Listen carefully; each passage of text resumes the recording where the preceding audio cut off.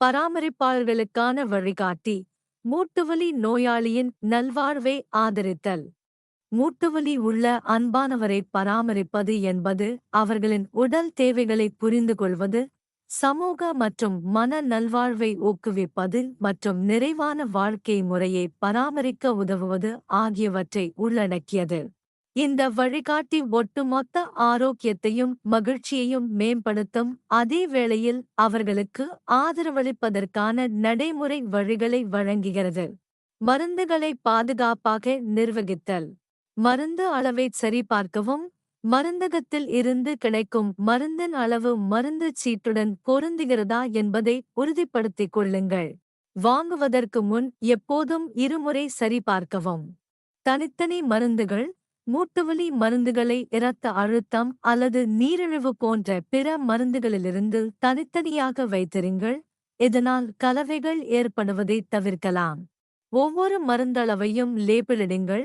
ஒவ்வொரு மாத்திரையையும் எடுத்துக்கொள்ளும் நாள் மற்றும் நேரத்தை உங்கள் உள்ளூர் மொழியில் எழுதி, இந்த குறிப்பை மருந்தால் சுற்றி வைக்கவும். இது ஏதேனும் தவறுகளைத் தடுக்கலாம் மற்றும் சரியான மருந்தளவை அவர்கள் எளிதாக எடுத்துக்கொள்ள உதவும். வழக்கமான மருத்துவ பின்தொடர்தல்களை திட்டமிடுதல். முன்கூட்டியே திட்டமிடுங்கள். முடக்குவாதத்தை திறம்பட நிர்வகிக்க வழக்கமான பரிசோதனைகள் தேவை.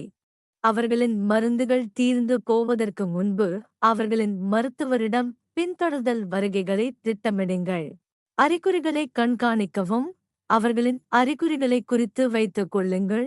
குறிப்பாக ஏதேனும் மாற்றங்கள் இருந்தால் சிகிச்சை சரிசெய்தல்களுக்கான பரிசோதனைகளின் போது இந்த குறிப்புகளை பகிரவும். காலணிகள் மற்றும் உடல் ஆறுதல். வசதியான காலணிகளை தேர்வு செய்யவும். மென்மையான, தட்டையான காலணிகளை அணியவும். உயரமான ஹீல்ஸ்களை தவிர்க்கவும் அவர்களை ஊக்குவிக்கவும். அவர்களுக்கு கால் குறைபாடுகள் இருந்தால் கூடுதல் ஆறுதல் மற்றும் ஆதரவுக்காக பிசியோதெரபிஸ்டால் வழங்கப்படும் தனிப்பயனாக்கப்பட்ட காலணிகளை கருத்தில் கொள்ளுங்கள். காலை வழக்கத்திற்கு உதவுங்கள். ருமாட்டாய்டு ஆர்த்ரிடிஸ் நோயாளிகளுக்கு காலை விறைப்பு பொதுவானது. சூடான அல்லது குளிர்ந்த பேக் மசாஜ்களை வழங்குவதன் மூலமும் கை பயிற்சிகளுக்கு உதவுவதன் மூலமும் உதவுங்கள்.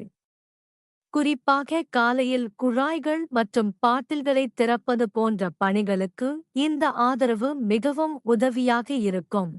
லேசான உடற்பயிற்சி மற்றும் செயல்பாட்டைச் சேர்க்கவும். மென்மையான பயிற்சிகளை ஊக்குவிக்கவும்.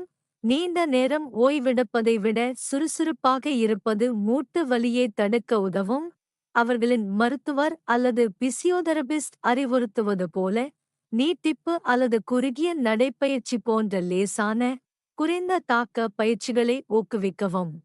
ஐஸ் பேக் அல்லது மெழுகு குளியல் பயன்படுத்தவும். வலி நிவாரணத்திற்கு மருத்துவர் அல்லது பிசியோதெரபிஸ்டின் வழிகாட்டுதலின் அடிப்படையில் ஐஸ் சூடான பேக் தடவவும் அல்லது மெழுகு குளியல் வழங்கவும். உயிரியல் மற்றும் பிற மருந்துகளின் பாதுகாப்பான சேமிப்பு. முறையான சேமிப்பு வழிமுறைகளை பின்பற்றவும். அவர்கள் உயிரியல் மருந்துகள் அல்லது பிற ஊசி சிகிச்சைகளை எடுத்துக்கொண்டால் அவற்றின் செயல்திறனை பராமரிக்க மருத்துவரின் அறிவுறுத்தலின்படி அவை சரியாக சேமிக்கப்படுவதை உறுதி செய்யவும். தொற்றுகளிலிருந்து பாதுகாத்தல்.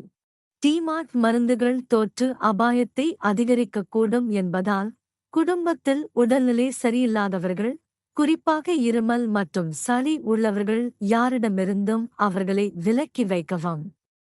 அடிக்கடி கை கழுவுவதை ஊக்குவிக்கவும்.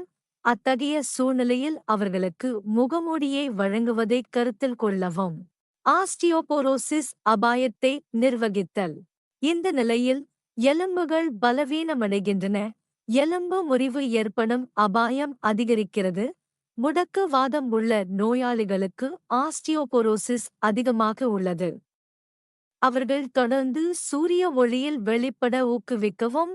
எலும்புகளை வலுப்படுத்த பால் மற்றும் பச்சை இலை காய்கறிகள் போன்ற கால்சியம் நிறைந்த உணவுகளை உணவில் சேர்க்கவும்.